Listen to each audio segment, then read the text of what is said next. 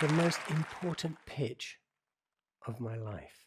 I had a clock in front of me ticking down from 5 minutes, just as I do right now.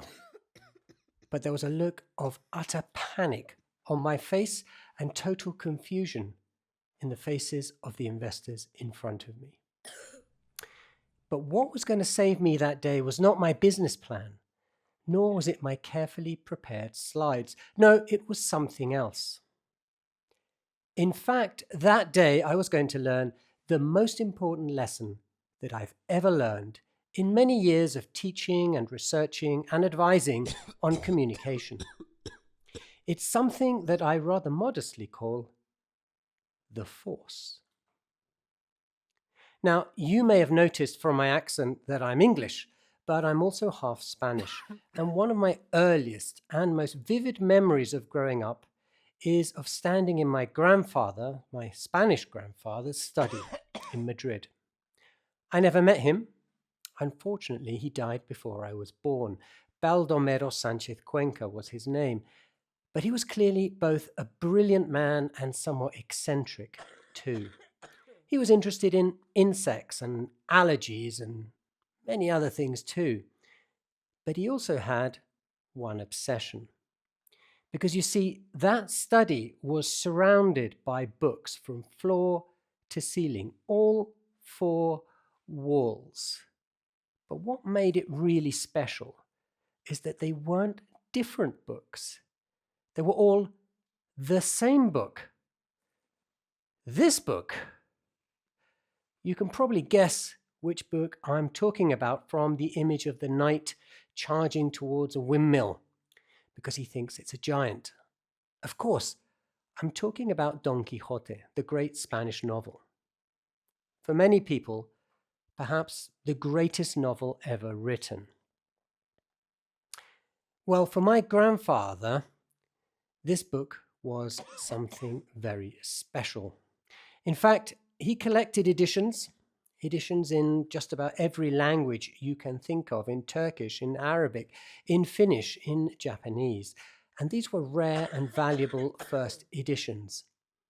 In fact, he had so many that the collection was the largest private collection of Don Quixotes in the world, and it's currently housed in a museum just outside of Madrid. But out of all of these books, at least for me, the most special was the one in the center of the room, because that was a version of Don Quixote that my grandfather had written out himself. Every single word. And there are a lot of words in this book. He didn't just write it, though. He illustrated it as well.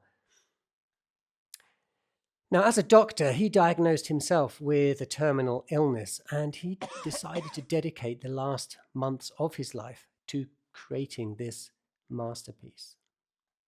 And as I stood there as a boy in this study, looking at this book and all the others all around me, the question that I had was, what on earth could be this in this book? What was it all about? I had to know. And so as a teenager, I read it for myself. I fell in love with it, and then in love with literature and with stories in general.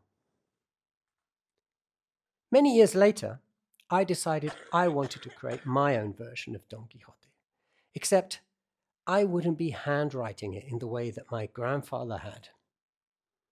No, what I would do is use digital technology to tell the story in a completely different way, in the form of an app, a digital app. And when I released this, it was a surprising hit. It actually reached #1 in the downloads charts, and it was quite a sensation. People encouraged me to make more, but to make more, I was going to need money. I was going to need investors. And that's why that pitch was so important to me, except it wasn't going very well. You see, the time was ticking down, and I was pushing the button on the clicker, rather like the one I have in my hand now, except nothing was happening. I was still on my first slide. the intro slide, and hence the look of panic on my face. I couldn't understand what was going on. I was pushing the button, and still nothing was happening. 53, 52. I'm burning through the time, and still I haven't moved on from my first slide. And then I hear a voice from somewhere in the room. You only sent one slide? Could you please get on with it? What do you mean I only sent one slide? And then the terrible realization that I had made a mistake. Rather than sending all of my slides, somehow when I exported my presentation and turned it into a PDF, I'd sent only one, this title slide. All of the information that I thought the investors wanted to hear, none of it was in front of me now. Because I was expecting the investors to want to know about the competitors to my idea. I thought I should probably talk about the potential market for it, because obviously the market is huge and growing exponentially. It always is. And how much money was I looking for? Where would I spend it? And how would I market this range of interactive apps? And of course, most importantly, what kind of return could I offer to these investors? None of that was with me now. And as I'm looking at the clock, I'm getting increasingly worried. In fact, your brain plays marvelous tricks on you in times like this. And mine decided to completely empty itself. I was totally blank. I think this is the only time that I've suffered this horrible, horrible condition. I really didn't know anything. I didn't even know my own name at this point. But a few seconds from now, I would be saved by this wonderful thing, the Force. But not yet. There were still a few more seconds of anxiety. 42, 41. Interestingly, we've known about the power of story as a persuasive device for thousands of years. And it was actually Aristotle who outlined 3 forms of argument that are necessary in order to persuade an audience of your proposition. Logos, by that of course he meant logic. You need a logical basis to whatever it is you're trying to say. You must demonstrate that A plus B equals C. You'll show this. You've got evidence, you've got facts, figures, metrics, numbers, and data. But this alone will not be enough. You'll need to combine that with ethos, your own personal credibility. Why should people listen to you in particular talking about this subject? You must demonstrate your own experience, your knowledge, or perhaps your enthusiasm and your passion. And then Aristotle also knew that however much you try to appeal to the brain, if that was your only target, you would fail to persuade people, because people need to be moved. And for that, you're going to need emotion. I think we tend to forget that. We don't do it anywhere near enough. I'd like you, please, to imagine the following situation. You've come home from a busy day at the office. You arrive home. Your wife, your husband, your partner is there. You sit down together on the sofa. You're going to share a nice, intimate moment. And of course, your partner asks you, "How was your day?" "Darling, thank you for asking me," you reply. "I thought you might ask me that, and that's why I've prepared the following slides, just to help you understand my day. So, I arrived a little late to the office, but I did have time to check my emails. I had my first team meeting. That was not too memorable, to be honest, darling. I had a client meeting, lunch with Sarah, you know how she is. And then I finished off with a couple more client meetings. But darling, I know what you're thinking. Could you please tell me the percentage of time that you spent on these activities?" And I can, darling. Here you go. Have a look. You can see I spent 47% of my day in meetings, about 17% checking my email, 9% on lunch, 2% toilet breaks. Really embarrassed, actually, honey, to have to tell you that 25% of my day, I don't even know where it went. However, I know how important these things are to you, darling. I'll make sure that tomorrow I've got all of the information so I can give you the exact amount of time that I spent on everything.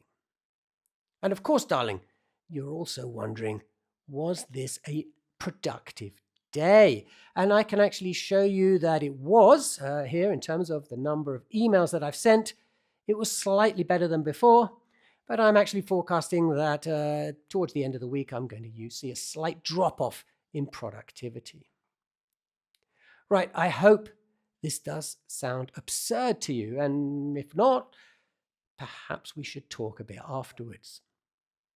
No one really talks like this in their day-to-day lives. Of course we don't. And there's a reason for that. We don't like being spoken to in this way. But absurd as though it seems, it's probably not all that different to many business meetings and presentations in which you've been. And in hindsight, this is exactly what I had intended to share with the investors on that day. Except I couldn't, because I didn't have my slides. 29, 28, I'm about to have an epiphany. I'm about to discover the force. It's actually something rather obvious, something that most of us already do in our private lives, just not in our business lives. It's something quite easy to learn, and actually something we could all master. You'll remember these three forms of argument. Well, pathos, what better way of generating an emotional reaction in your audience than by telling a story? And what about personal credibility? Well, if that story is about something that happened to us, if it's a personal story, then we can hit two birds with one stone, two for the price of one. And that, for me, is the force. 25, 24. And now, out of sheer desperation, because my slides aren't there, I'm about to speak to the investors of something that was completely unscripted, something that was unintended. And of course, you're probably already guessing. I told them about Baldomero Sanchez Cuenca, my grandfather, about this book, about what this book meant to him, and by extension, what it now means to me, about reading and about discovering it for myself. I told them about how important it was for me to build that connection with him and continue, in a way, his legacy. No bullet points, no charts, no facts, no figures, no talk about market size or even the return on their investment. But as I was using these words, I could really feel the impact that they were having on the investors. I could feel it. And that's why I call this the force. I invite all of you, if you've never experienced this yourself, to give it a try in your next PowerPoint presentation. It will seem awkward. It will seem intimidating at first. It may feel as though your own personal experience just isn't interesting enough. But if you're brave enough to give this a try, I promise you'll be amazed with the results. Because, as the author Robin Moore so beautifully put, inside each of us is a natural-born storyteller waiting to be released. My final words to you: release yours.